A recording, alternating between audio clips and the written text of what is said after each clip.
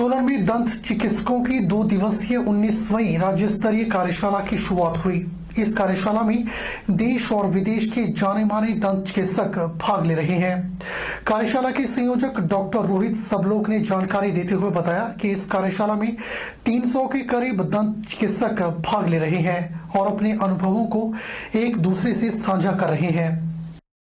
2 दिनों तक चलने वाली इस कार्यशाला में अनुभवी दंत चिकित्सकों के द्वारा विभिन्न डेंटल कॉलेजों के छात्रों से अपने अनुभव साझा करेंगे। कार्यशाला के संयोजक डॉक्टर रोहित सबलोक ने बताया कि इस कार्यशाला का मुख्य उद्देश्य अनुभवी दंत चिकित्सा व भावी दंत चिकित्सा के बीच सामंजस्य स्थापित करना है, ताकि प्रदेश में उच्च गुणवत्ता वाली दंत चिकित्सा को प्रभावी बनाया जा सके। उन्होंने बताया कि कार्यशाला में 120 के करीब पोस्ट ग्रेजुएट डेंटल छात्र भी अपने प्रोजेक्ट पेपर प्रेजेंट कर रहे हैं। एग्जीबिशन व ट्रेड फेयर का भी आयोजन किया गया है। डॉक्टर रोहित सबलोक ने बताया कि दंत चिकित्सकों की इस कार्यशाला का उद्देश्य अनुभवी व नए चिकित्सकों सहित इस क्षेत्र में पढ़ाई कर रहे छात्रों को एक साथ लाना रहा। इसके माध्यम से सभी के ज्ञान से प्रदेश में दंत चिकित्सा के क्षेत्र में बेहतर किया जा सकता है।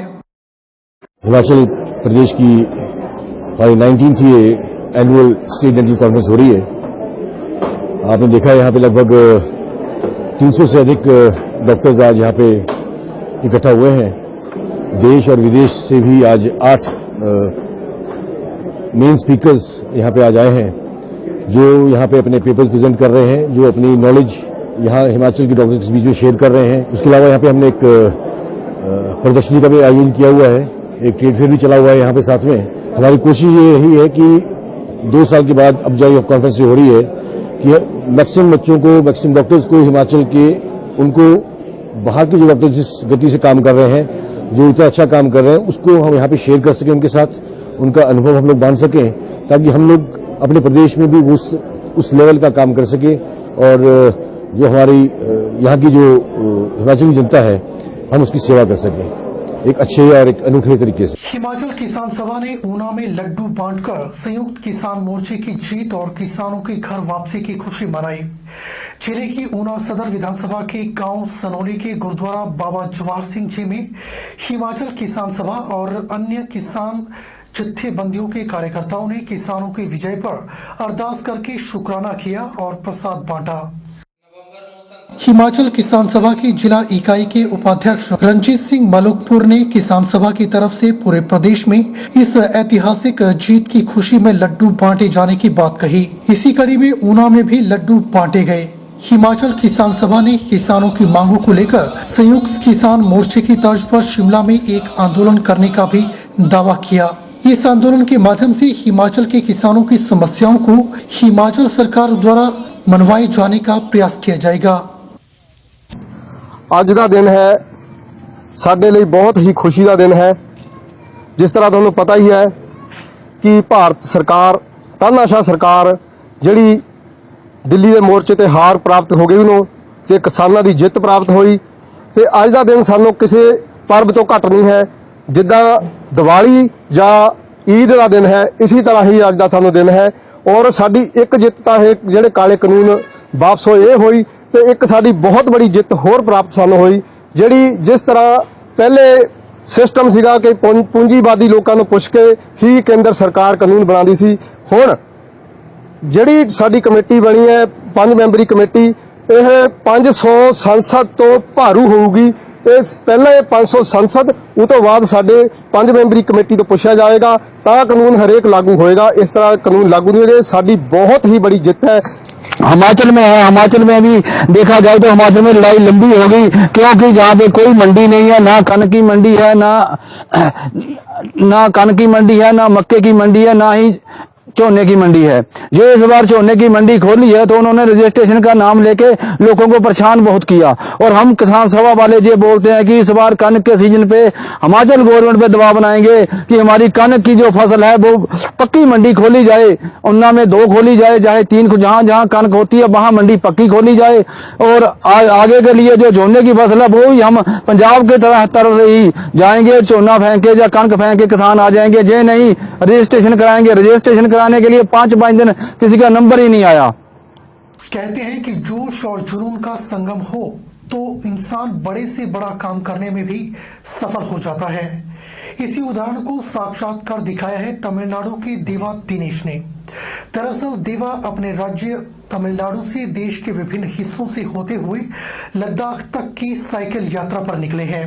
देवा का दावा है कि उनकी इस यात्रा का प्रमुख उद्देश्य देश को एकता का संदेश देना है। देवा इस यात्रा पर 53 दिन पहले तमिलनाडु से अपनी साइकिल लेकर निकले। उनकी इस यात्रा का अंतिम पड़ाव लद्दाख है। यात्रा के दौरान ऊना में देवा को एक स्थानीय साइकिल ग्रुप के सदस्यों ने जब देवा को तिरंगे झंडे के साथ सड़क पर जाते हुए देखा तो उससे इस यात्रा का उद्देश्य पूछा। इस ग्रुप ने देवा के एक स्थानीय निजी होटल में निःशुल्क रहने की व्यवस्था की। साइकिलिस्ट देवा हिमाचल प्रदेश के लोगों की इस मेहमान नवाजी से खासे प्रसन्नचित्त नजर आए। इसके लिए उन्होंने सबका आभार भी जताया।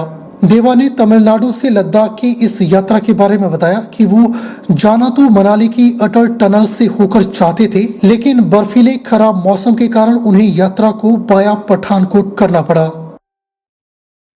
So what was your main objective when you have started this tour? This tour for only my personal experience, so we started from this tour. Okay, And then border to border. border to border. Okay. Any problem? Till now, no problem. Lots of people helping me. India has good people, I feel now. ये हमारे उन्होंने अपना नाम बताया देवा, तो हम वैसे साइकिल पे मैं आ रहा था, तो मेरा हॉबी है कि साइकिलिंग मैं करता हूँ। तो मेरे आगे जा रहे थे तो इनके साइकिल पे हिंदुस्तान का झंडा लगा था और साथ में लिखा था नीचे कन्याकुमारी टू लद्दाख। तो देख के थोड़ा सा दिल किया कि इनसे बात की जाए।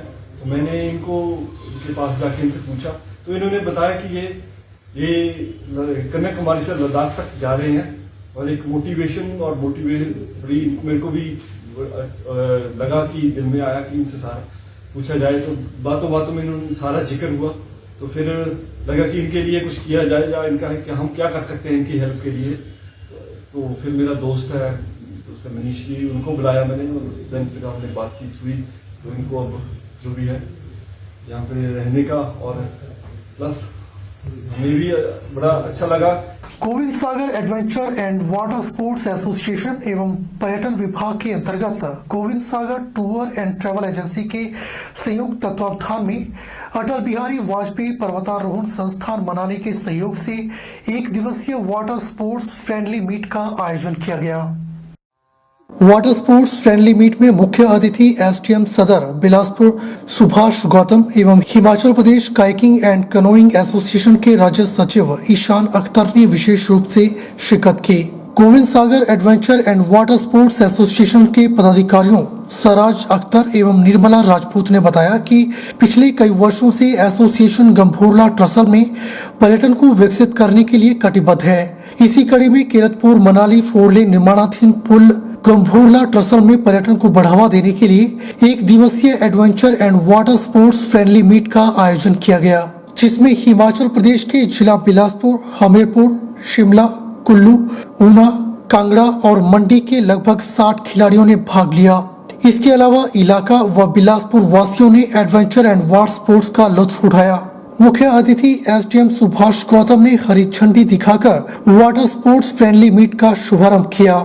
अपने संबोधन में मुख्य अतिथि सुभाष गौतम ने कहा कि आने वाले समय में कीरतपुर मनाली 4 लेन निर्माणाधीन पुल के पास गंभोरला ट्रसल पर्यटन हब के रूप में विकसित हो सकता है। पर्यटन की दृष्टि से गंभोरला ट्रसल उभारने के लिए यहाँ अपार संभावनाएं हैं।